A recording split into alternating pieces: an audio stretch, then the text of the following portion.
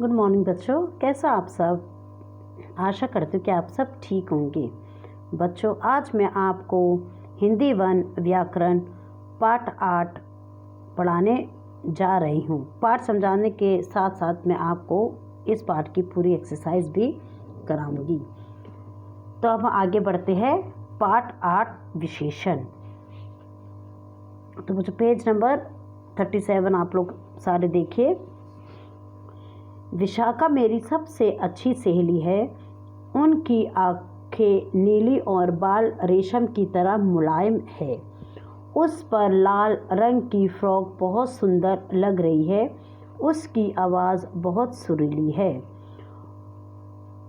उपरोक्त वाक्यों में अच्छी, नीली, मुलायम, लाल, सुंदर एवं सुरीली शब्द संज्ञा या सर्वनाम की विशेषता बता रहे हैं। तो बच्चों, विशेषण की परिभाषा। जो शब्द संज्ञा और सर्वनाम शब्दों की विशेषता बताते हैं उन्हें विशेषण कहते हैं। जैसे मीठा, ठंडा, रंग बिरंगा, स्वच्छ आदि। तो बच्चों, विशेषण का अर्थ होता है, विशेषण का मतलब होता है गुण। और ये सब गुण जो है वो हर एक के अंदर होता है। हर किसी वस्तु के अंदर, जीव जंतु के अंदर, मनुष्य के अंदर, हर एक के अंदर कुछ ना कुछ गुण होते हैं। और गुण में जो है हमारा आकार आ जाता है, रंग रूप आ जाता है, अवस्था आ जाता है। तो ये सब जो है वो गुण है जो हर एक की विशेषता बताते हैं। विषय। जिन संज्ञा शब्दों की विशेषता बताई जाती है उन्हें विषय कहते हैं। जैसे बाल मुलायम, आम मीठा, फल पांच आदि। आइसक्रीम ठंडी होती है। तो आइसक्रीम जो है वो विषय है और आइसक्रीम की विशेषता क्या है? ठंडी। मोर के पंख रंग बिरंगे होते हैं। मोर जो है विषय, क्योंकि मोर के पंख के बारे में बोला गया है इसीलिए वो विषय है। और रंग बिरंगे जो है वो विशेषण है जो मोर के पंख की विशेषता बताते हैं। बच्चों, विशेषण 4 प्रकार के होते हैं। विशेषण के भेद। विशेषण 4 प्रकार के होता है। सबसे पहले गुणवाचक विशेषण, संख्यावाचक विशेषण, परिणामवाचक विशेषण और सर्वनामिक या संकेतवाचक विशेषण।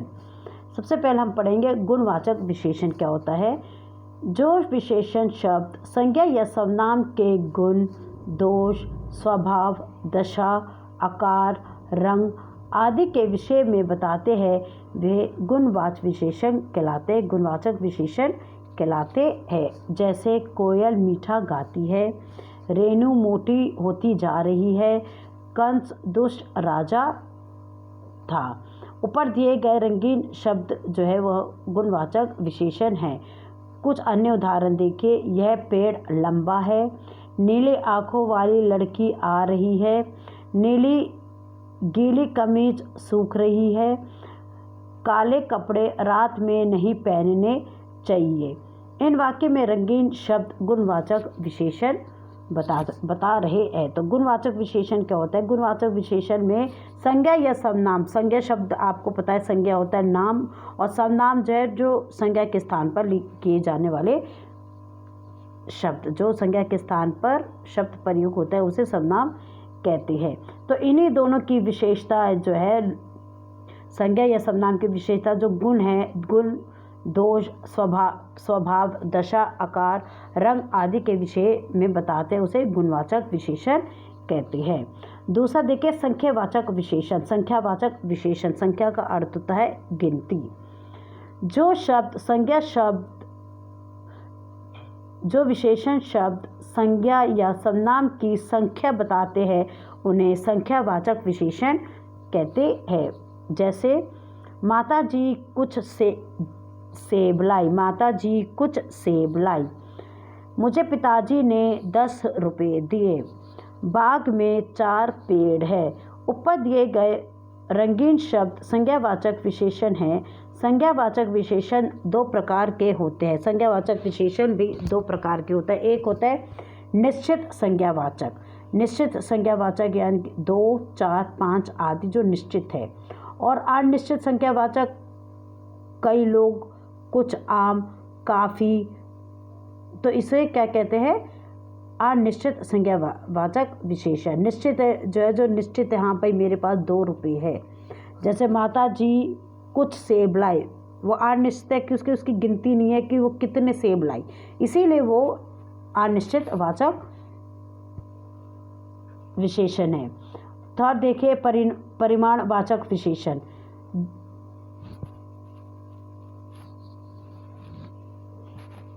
परिमाणवाचक विशेषण जो विशेषण शब्द, संज्ञा या सर्वनाम की मात्रा या परिमाण के विषय में बताते हैं उन्हें परिमाणवाचक विशेषण कहते हैं। परिमाणवाचक विशेषणों से किसी वस्तु की नाप या तौल का पता चलता है। जैसे गिलास में थोड़ा सा जूस है, मेरे पास 2 मीटर कपड़ा है, पानी कम बर्बाद करो। तो बच्चों ये जो है संज्ञा, ये विशेषण परिमाणवाचक विशेषण जो है वो किसी वस्तु के नाप या तौल का जिससे पता चलता है वह परिमाणवाचक विशेषण है। ऊपर दिए गए रंगीन शब्द परिमाणवाचक विशेषण है और कुछ परिमाणवाचक विशेषण शब्द अधिक, कम, बहुत, सब, 200 आदि। परिमाणवाचक विशेषण भी 2 प्रकार के होते हैं, निश्चित परिमाणवाचक विशेषण और अनिश्चित परिमाणवाचक विशेषण।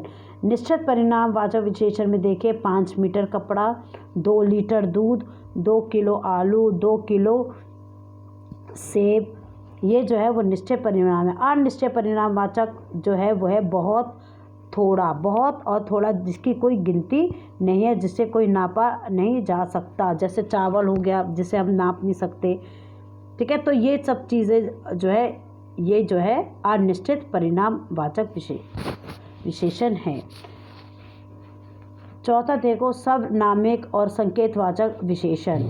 जो सर्वनाम शब्द विशेषण के रूप में संज्ञा शब्द की विशेषता बताने के लिए प्रयोग किए जाते हैं उन्हें सर्वनामिक या संकेतवाचक विशेषण कहलाते हैं।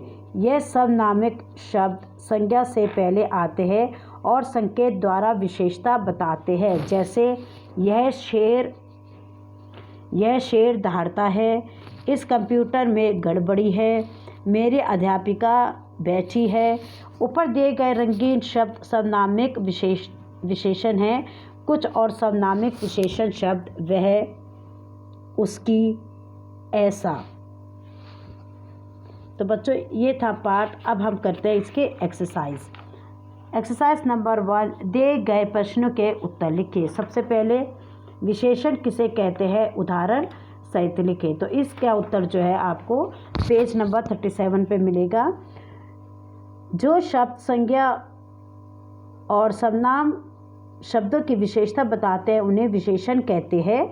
जैसे मीठा, ठंडा, रंग बिरंगा, स्वच्छ आदि। इसमें और भी एक उदाहरण हम लिख सकते हैं, मोटा, पतला, लंबा, चौड़ा, 3, 4, काला, नीला। उसके बाद प्रश्न दूसरा क्या है, विषय किसे कहते हैं। विषय किसे कहते हैं। जिन संज्ञा शब्दों की विशेषता बताई जाती है वे विषय कहलाते हैं। जैसे बाल मुलायम, आम मीठा, फल 5 आदि। आइसक्रीम ठंडी, मोर के पंख रंग बिरंगे। तो यह है विषय किसे कहते हैं। प्रश्न 3, विशेषण कितने प्रकार के होते हैं, नाम लिखिए। बच्चों इसका उत्तर आपको पेज नंबर 38 में मिलेगा। विशेषण 4 प्रकार के होते हैं। पहला गुणवाचक विशेषण, दूसरा संख्यावाचक विशेषण, तीसरा परिमाणवाचक विशेषण, चौथा सर्वनामिक और संकेतवाचक विशेषण। बच्चों अब हम करते हैं एक्सरसाइज नंबर 2। सही कथन के आगे सही का तथा गलत कथन के आगे गलत का निशान लगाइए। संख्या बताने वाले शब्द परिमाणवाचक विशेषण कहलाते हैं, गलत। गुण दोष बताने वाले शब्द विशेषण कहलाते हैं, सही। जो शब्द किसी वस्तु की नाप तौल बताते हैं वह परिणामवाचक विशेषण कहलाते हैं। सही। वह शब्द सर्वनामिक विशेषण है। सही। एक्सरसाइज नंबर 3, नीचे दिए गए शब्दों में से परिणामवाचक विशेषण छांटिए। रामू का गांव 6 किलोमीटर दूर है। इसमें परिणामवाचक विशेषण जो है वो है 6 किलोमीटर। दूसरा देखिए, उसका सारा दूध गिर गया। सारा। तीसरा, मुझे 2.5 मीटर कपड़ा दे दीजिए। 2.5 मीटर। आज फल वाले से 2 किलो सेब लेने हैं। 2 किलो। सिस्टर रोगो को थोड़ा सा दूध पिलाइए। थोड़ा सा। तो बच्चा अब हम देखेंगे एक्सरसाइज नंबर 4, उचित विशेषण शब्द से खाली जगह भरिए। बरगद का वृक्ष डैश होता है। लंबा। हमारे डैश झंडे में अशोक चक्र बना हुआ है। तिरंगे। हमारे तिरंगे झंडे में। राणा प्रताप एक वीर राजा थे।